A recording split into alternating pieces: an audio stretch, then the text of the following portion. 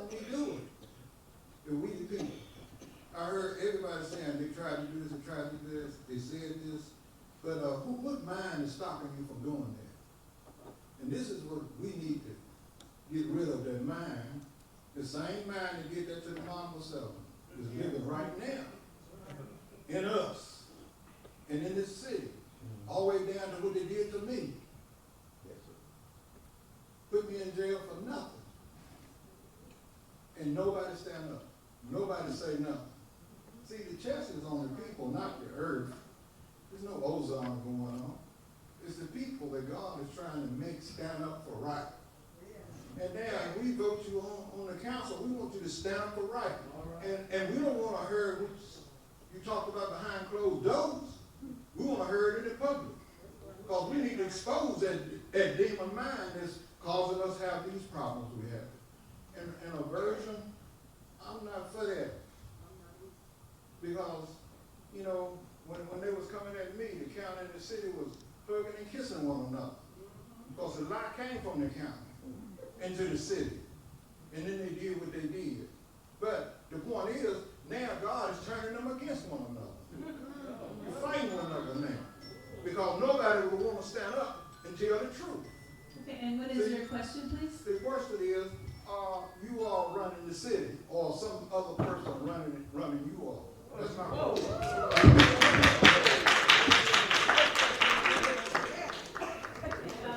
We'll start in order, going with Aaron and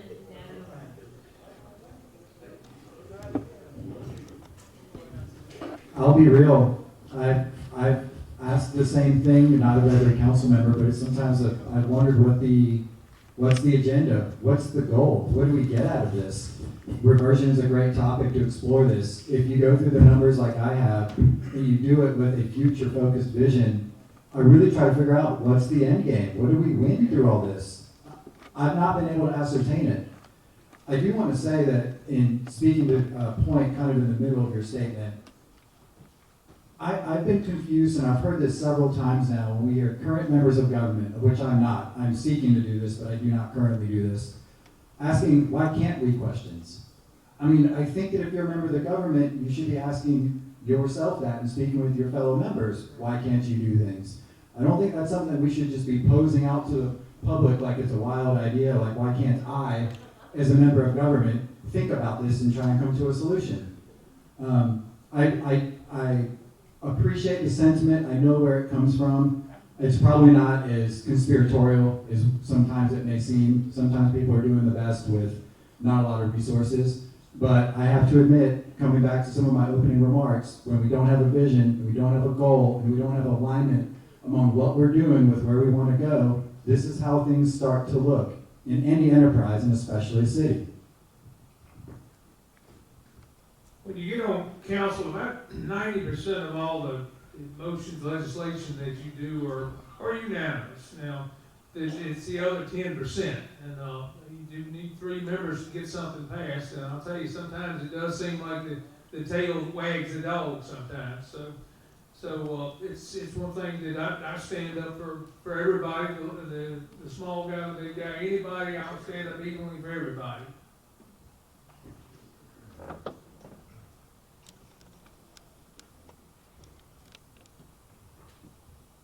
Well, I'll say nobody tells me what to do. I do whatever I feel is right. I'm gonna listen to each side and I'm gonna decide on it. That's it, period. When I first ran on council, when I was 24 years old, they said, no way she's doing that. Somebody's told them what to do. Nobody has ever told me what to do. People have given their opinion. I've listened to it and I've done what I feel like is best, what makes me sleep at night. And if I was to see God today, I knew I could go in. That's the biggest thing for me. Yeah. So one thing I wanted to talk about that has always been brought up is, you know, they talk about jump for flip-flopping. So that's one thing I want to say. So initially I supported reversion because I talked about how we've only had a 0.8% increase. It boosts our position. As you know, politics is a nasty game. So now it boosts our position where we can have these conversations with the county and they're not going to get up and walk out. So that's one. So then when I heard about the legislation that was pending in the General Assembly, I spoke to some individuals who were at the General Assembly and I had conversations and they said it was one person who was really pushing this. And it really wasn't somebody who was our citizen, who wouldn't be adversely affected. And And so when I talked to them, they said it was one person who was pushing, and that's it. So then after it went forward, I heard so much more conversation from citizens that, oh no, we want to vote, give us the power. So then in April, before we even knew who was running for city council, I didn't know anybody was gonna even run against me. I knew Danny said he wanted to run, but you never know, Danny may or may not. But I voted against not allowing our citizens not to vote. Because the biggest thing for me is take council out of it. We talk about having these conversations. What the more democratic way to go is to have our citizens vote. So let the citizens vote for reversion. Not forget about, but listen to what each person has to say, because that's a representation of some person in the city who feels that way. And then I wanted to talk about the city schools. They talk about that they'll close Martinsville High School if we revert. When you look at the numbers of the high school, and then you look at the numbers of the county, and you look at the study and the data that's been presented, there are only 26 open seats if you bring Martinsville High School and you bring the county together. And this is not 26 open seats in one grade. We don't know what grade this is, so there's no way they can fit all our students in one high school.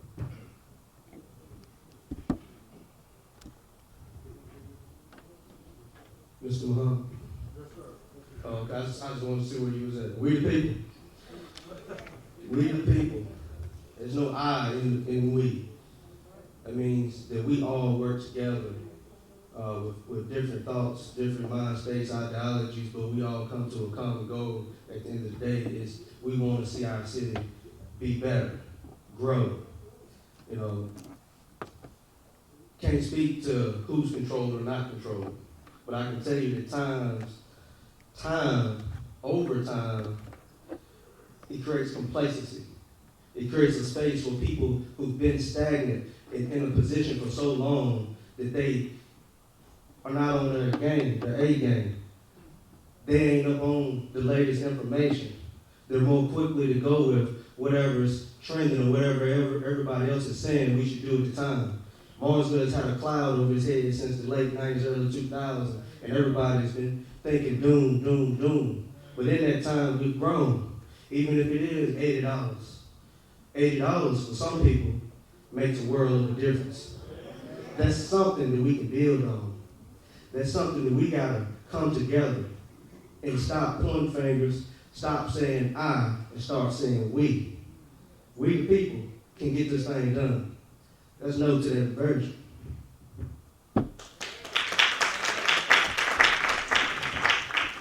Okay, and thank you for waiting. It's your turn. We'll start with your name, please. My name is Donald Kirby. I live at 1178 Banner Street. Kirby, K-I-R-B-Y. K-I-R-B-Y. As I've been following this reversion and everything else, and I was reading the paper last week for the Martinsville City Schools, they passed all the tests and everything, so the schools are accredited. And I said, here we go again. We are accredited. Do we not invest in things that has value?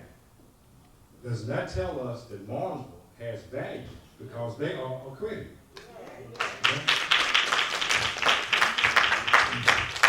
You can talk about a lot of things because beforehand, several years back, we was talking about they're not accredited, they were failing. But look what has happened. Something unique is happening. We just haven't caught on. Now, I have a question to each one of you. What will you or have you done to promote industry in Martinsville? We talk about the housing area, but what have you done about promoting jobs in Martinsville? I'm not talking about the jobs obtained. I'm talking about industrial jobs. And then my second question to the board. They always say if you do the same thing, you get the same results. Should we not have term limits for city council? Thank you. We'll start this one with Danny and go on down the road. Okay, Mr. Kirby, thank you for that question. It was kind of unusual you asked that particular question today because this morning at 11 o'clock we had a Zoom meeting. I brought together some international company. Hopefully they're going to come to Martinsville. We had 4 countries and 3 continents on that Zoom meeting today.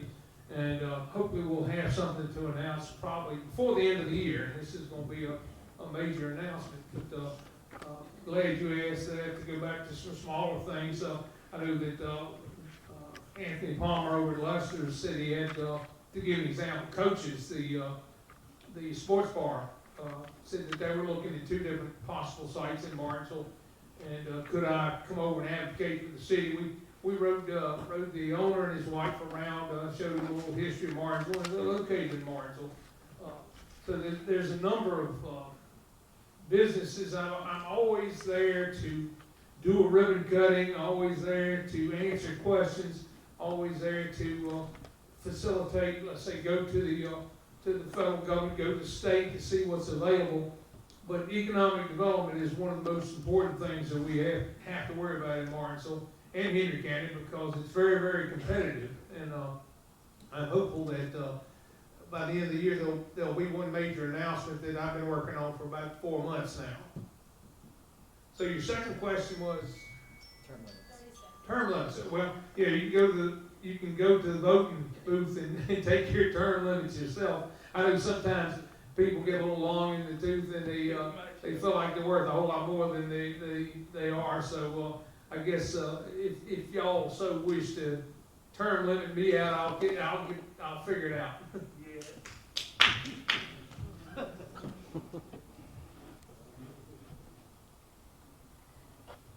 Mr. Kirby, so I'm excited to see that Martinsville schools are accredited. When I came on council, they weren't, and I will say that, you know, I advocated for our schools to be accredited. I have voted to put some members in school board, and I'm thankful that they're accredited. I also highlighted, you know, the first parade we had in the city of Martinsville for the Bulldogs. We had the most championships in the state, and we often don't recognize what people do at Martinsville High School. So I do support them. I am thankful that they're accredited. When you're accredited, that attracts businesses to come to our area. So that's a good and important thing. And when you talk about promoting industry and jobs, that was the issue that I had with the EDC. Every time a new announcement came, it was in the county and it wasn't in the city. So that's why I advocated to take the money down and only give them a certain amount so that we could build new spaces and partner with them. So I wanted to just talk about some of the things that have happened in the city. The BB&T building, which will be a new building that's coming up. We're going to have some great infrastructure and industry with that. The Aaron Street project, since I've been on council, that's a good thing. The Henry Hotel, the Chief Tassel building. The Henry Hotel is almost always full. We need to have good housing for individuals who want to live here. Also, we're going to have some development with the Lester Warehouse and the former one Dixie. So we do have some positive things that are going on in the city. And another big issue when I came on council is I wanted to know why couldn't we get these big jobs like in big businesses like Henry County?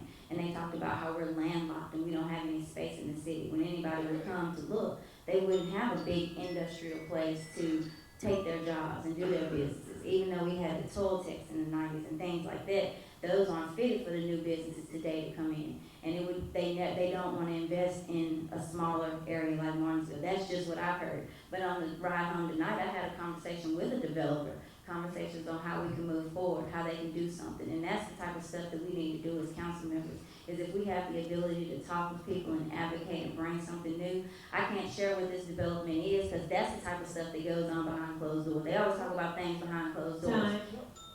And it's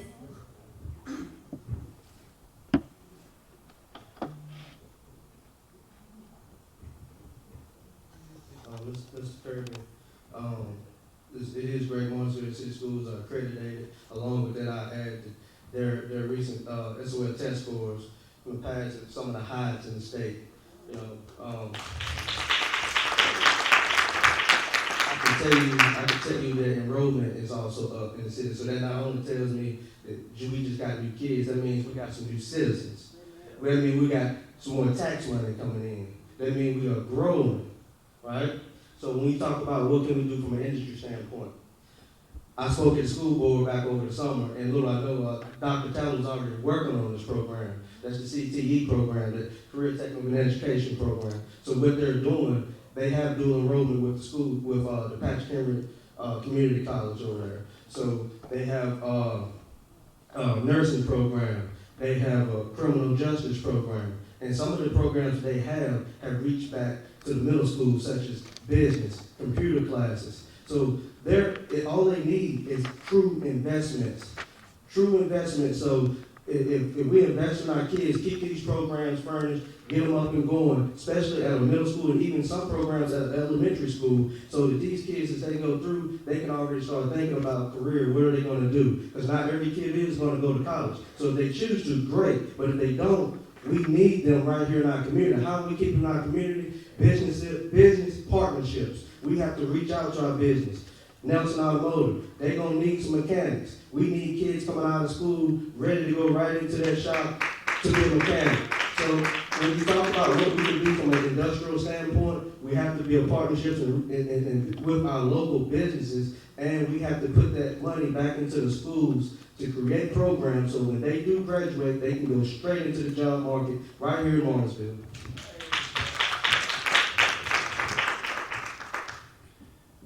One of the things I noticed when I moved to the city and listened to some of our economic development plans is that we seem to be yearning for the days when industry was booming here. And I think we all need to think for a second, how did that turn out for us when we were focused on nothing but industry? Where did that leave us?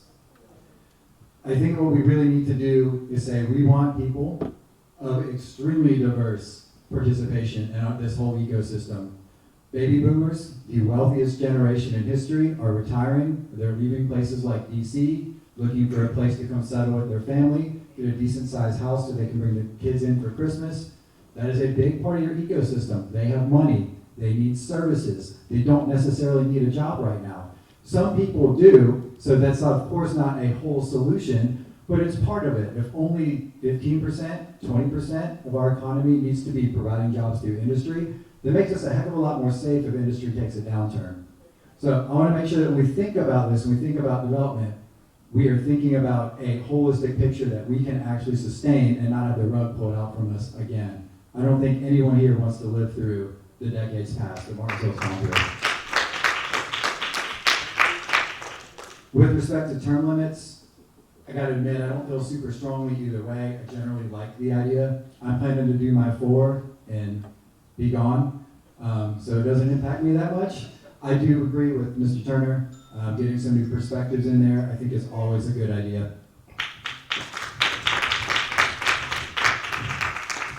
Okay, and did we have yes, that side of the room, and what is your name, please? Good evening to all. My name is Thomas Worsham, W-R-S-H-A-M Jr. First, I'd like to thank Bishop Richardson for hosting us tonight. My first question is going to be for Alette Jones and Mr. Ross. I just done it in alphabetical order. And I do have 2 other questions I want to ask across the board if possible. You two gentlemen, will you stay with status quo and just meet at council and standing meetings, or will you meet the needs of the community by inviting certain individuals to your meetings to address their concerns on a case-to-case basis? And what are your greatest accomplishments to affect change for our community?